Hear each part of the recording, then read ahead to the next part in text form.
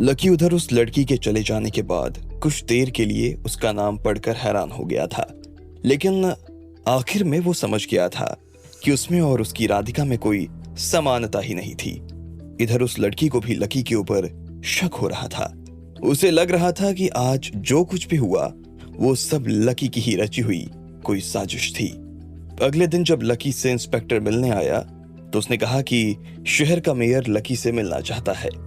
Lucky तो उससे मिलने के लिए राजी हो गया, लेकिन पकड़े जाने पर राधिका इंस्पेक्टर को अपने साथ ले गई और उसने उसे वो सब कुछ बताना शुरू कर दिया जो वो लकी के बारे में सोचती थी। मैं सच कह रही हूं सर, वो एक नंबर का बदमाश आदमी है। मैं जानती हूं ना कि वो किस परिवार से आता है। अभी कुछ दिनों पहले ही इसका एक भाई लड़कियों के साथ ना गलत काम करने की वजह से जेल में बंद हुआ है। इससे पहले इन लोगों के घर में इनकम टैक्स की रेड पड़ी थी सर। ऐसे में ये मानना अपने आप में कोई बड़ी बात नहीं है कि लकी ने ये सब जानबूझकर किया है, राधिका ने कहा। उसने इंस्पेक्टर को समझाने में अपनी पूरी जान लगा दी थी। इंस्पेक्टर भी उसकी बात चाय पीते हुए ध्यान से सुने जा रहा था और कुछ सोच रहा था। तो अब तुम्हारे हिसाब से हमें क्या करना चाहिए? तुमने जो कहा वो सारी बातें तो अपने आप में ठीक है, लेकिन तुम ये साबित कैसे करोगी कि लकी ने ये सब जानबूझकर किया है और वो इन सब चीजों के पीछे का मास्टरमाइंड है? इंस्पेक्टर ने पूछा। सर, वो मैं अकेले तो नहीं कर पाऊंगी ना, उसके लिए मुझे आपकी मदद की जरूरत पड़ेगी। अगर हम उसकी हिस्ट्री निकालें या फिर बस उसे इंट्रोगेट करके भी देखेंगे तो ये बात उसके मुंह से ना 2 मिनट में निकल जाएगी कि उसने ये किया है। इस बात पर मैं तो श्योर हूं, राधिका ने कहा। इंस्पेक्टर उसकी बातों को बहुत ध्यान से सुन रहा था। जब उधर इंस्पेक्टर राधिका के साथ बैठा हुआ था तब इधर लकी नहा धोकर रेडी हो गया था और बाहर आ गया था। चल इंस्पेक्टर साहब, लकी ने कहा और सोफी की तरफ देखने लगा, लेकिन वहां पर तो उसे कोई नजर ही नहीं आ रहा था। लकी खाली सोफा देखकर हैरान हो गया। उसने सोचा कि टेबल पर केटल तो रखी है, लेकिन चाय का कप गायब है। अब ये कहां चले गए? लकी ने अपने आप से कहा। फिर उसने बालकनी में और बालकनी के पीछे वाले गार्डन में देखा, लेकिन वहां भी उसे कोई नजर नहीं आ रहा था। फिर लकी सीधा बाहर आया और उसने बाहर देखा तो पाया कि इंस्पेक्टर और राधिका साथ में ही बैठे हुए थे। इंस्पेक्टर साहब, चलें? लकी ने वहीं से चिल्लाते हुए कहा। इंस्पेक्टर ने जैसे ही लकी को देखा तो वो खुशी के मारे खड़ा हो गया और बोला, हाँ सर, चलते हैं। और वो उठकर उसके कमरे की तरफ जाने लगा। सर, आप ये अभी तो आप कह रहे थे कि हम उसके खिलाफ सबूत कैसे इकट्ठा करेंगे, और आप अभी उससे सर कहकर बात कर रहे हैं। ये चल क्या रहा है सर? राधिका ने पूछा। तुम्हें क्या लग रहा था? तुम जो कुछ भी कह रही थी मैं उसे सीरियसली सुन रहा था। वो तो क्या है कि अकेले कमरे में ना मुझे चाय पीना अच्छा नहीं लगता। मुझे चाय पीते पीते कोई ना कोई बात करने के लिए चाहिए होता है। बात खत्म चाय खत्म, इसलिए बाय बाय। और हाँ, आखिर में ये कहना चाहूंगा कि तुम्हें डिटेक्टिव होने का ना कहीं से कोर्स करना चाहिए भाई। आदमी की हरकत को नहीं, उसकी नीयत को समझने की तुम्हें बहुत जरूरत है। तुम जानती नहीं हो कि पाइथन गैंग चीज क्या है। वो किसी के लिए काम नहीं करती है। उसके सामने लकी तो अभी फिर भी बच्चा है, इंस्पेक्टर ने कहा और वहां से चला गया। राधिका खड़ी खड़ी उसका मुंह ही ताकती रह गई। अभी तक तो उसे यही लग रहा था कि इंस्पेक्टर उसके साथ है और उसके साथ मिलकर वो आराम से लकी का पर्दाफाश कर सकती है, लेकिन उसने तो उसके सारे इरादों पर पानी ही फेर दिया था। राधिका को गुस्सा आया और उसने जोर से अपना पैर जमीन पर पटक दिया। लेकिन मैं इतनी जल्दी हार नहीं मानने वाली हूं। मैं ये बात साबित करके रहूंगी कि लकी वैसा नहीं है जैसा दिखता है, चाहे ये काम मुझे अकेले ही क्यों ना करना पड़े, राधिका ने कहा और वहां से निकल गई। इधर लकी भी तैयार होने के बाद इंस्पेक्टर के साथ शहर के मेयर से मिलने के लिए निकल गया था।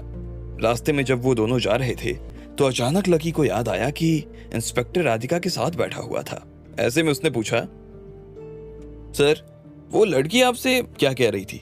अरे कुछ नहीं सर, वो बस आपके ही बारे में बात कर रही थी, इंस्पेक्टर के मुंह से गलती से निकल गया। मेरे बारे में? मेरे बारे में क्या बात कर रही थी? लकी ने हैरान होते हुए पूछा। उसे पहले से ही लग रहा था कि वो लड़की इंस्पेक्टर से उसके बारे में ही बात कर रही होगी, लेकिन फिर भी उसे लगा कि उसे इस बारे में पूछना चाहिए और आखिर में उसका गेस सही निकला। अरे कुछ नहीं सर, वो तो बस आपकी तारीफ कर रही थी। कह रही थी कि आप कितने महान आदमी हैं इतने बड़े परिवार से होने के बाद भी आप में घमंड नाम की कोई चीज नहीं है। और कैसे आप किसी की भी जान बचाने के लिए कोई भी खतरा मोल ले लेते हैं। दूसरों की जान बचाने के चक्कर में आपको अपनी जान की भी कोई परवाह नहीं रहती है भाई, वगैरह वगैरह यही सब कह रही थी। उस इंस्पेक्टर ने लकी से झूठ बोलते हुए कहा। लकी उसकी बात ध्यान से सुन रहा था, लेकिन उसे विश्वास नहीं हो रहा था कि सच में उस लड़की ने लकी के बारे में उससे यही सब कहा था। सर आप झूठ तो नहीं बोल रहे हैं ना? क्योंकि झूठ सुनने पर मुझे अपने आप बुरा लगना शुरू हो जाता है। आप सच बोलिए, मैं सच में आपका बुरा नहीं मानूंगा, लकी ने कहा। यह सुनते ही इंस्पेक्टर के गाल लाल हो गए।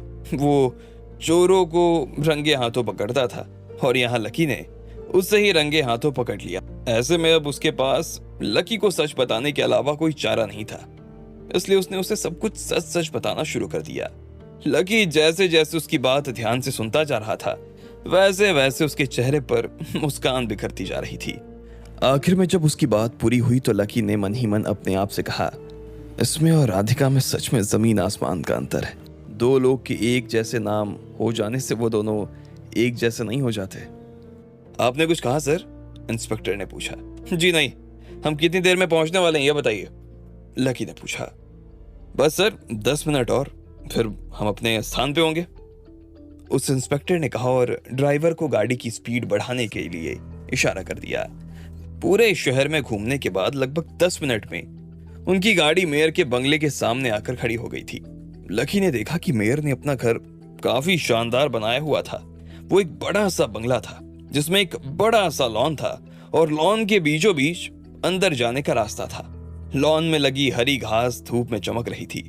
लकी और इंस्पेक्टर जीप से उतरे और उस लॉन से होते हुए सीधा दरवाजे के सामने खड़े हो गए।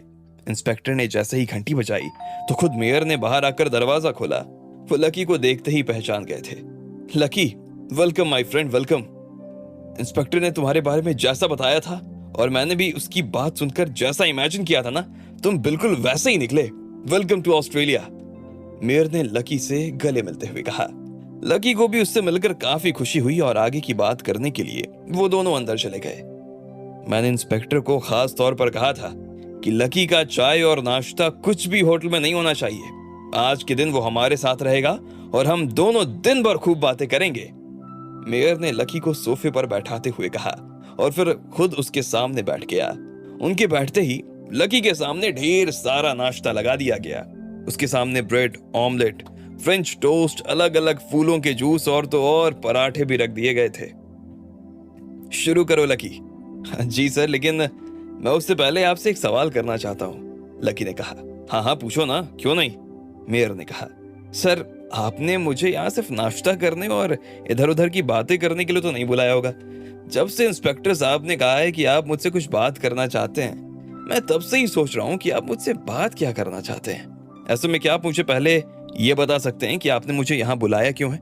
उसके बाद मेरे लिए नाश्ता करना ना आसान हो जाएगा, लकी ने कहा। मेयर ने पहले लकी की शक्ल देखी और फिर इंस्पेक्टर की। उसने अपनी जिंदगी में कभी ऐसा आदमी नहीं देखा जो सीधा मुद्दे पर आ जाता हो। उसे पता चल चुका था कि लकी को अपना और दूसरों का वक्त खराब करने का कोई शौक नहीं था और ये बात उसे काफी अच्छी लगी। ऐसे में मेयर ने सीधा मुद्दे पर आते हुए कहा, तुमने सही पहचाना। असल में मैं तुमसे बात करना चाहता था। मैं तुम्हें यह कहना चाहता था कि कल तुमने हमारे शहर के लिए और उसके लोगों के लिए और उसके टूरिस्ट के लिए जो कुछ भी किया ना, उसके लिए बहुत बहुत शुक्रिया लकी। अगर तुम नहीं होते तो ना सिर्फ हमारे पुलिस की इमेज पर दाग लगता, बल्कि मेरे ऊपर भी उस दाग की छींटें आ जाते।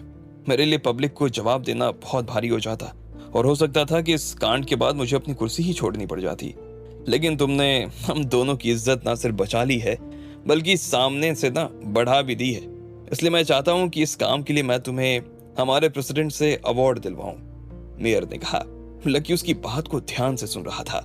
मेयर बस इतना ही कहकर चुप हो गया और मुस्कुराने लगा, लेकिन लकी को ऐसा लग रहा था कि वो और कुछ कहना चाहता था। इसलिए अचानक से लकी के मुंह से निकला, और क्या? मेयर ने पूछा। सर मुझे लग रहा है कि आपने सिर्फ अभी आधी ही बात की है, आधी बात अभी बाहर आनी बाकी है। मुझे नहीं पता कि मैं कितना सही हूं, लेकिन आपकी बात सुनकर और आपका चेहरा देखकर तो ऐसा ही लग रहा है, लकी ने कहा। यह सुनते ही मेयर के तो होश उड़ गए। वो सीधा इंस्पेक्टर की तरफ देख रहा था। उसने आंखों ही आंखों में इंस्पेक्टर से पूछा कि क्या उसने लकी को पहले से ही कुछ बता दिया था। लेकिन इंस्पेक्टर ने अपनी तरफ से नाम सिर हिलाते हुए मना कर दिया। उन दोनों के बीच ये सब होता देख लकी अपने आप समझ गया कि कोई तो बात थी जो दोनों उससे छिपा रहे थे। कहिए ना सर, क्या बात है? लकी ने दोबारा पूछा। देखो लकी, तुमने सही पहचाना, बात तो है, लेकिन मैं सोच रहा था कि अगर मैं उस बात पर इतनी जल्दी आ जाऊंगा तो शायद तुम मुझे मतलबी या डरपोक समझोगे लकी, मेयर ने कहा। अरे नहीं सर, मैं बात सुनने के बाद आपको कुछ नहीं समझूंगा, इस बात की तो मैं गारंटी देता हूं आपको। आप सिर्फ कहिए कि बात क्या है, लकी ने कहा। दरअसल लकी, बात यह है कि कल रात के बाद से भारत में हमारे जितने भी जासूस हैं ना, उन लोगों के जरिए इंस्पेक्टर ने तुम्हारे बारे में बहुत सारी जानकारी निकालने की कोशिश की थी।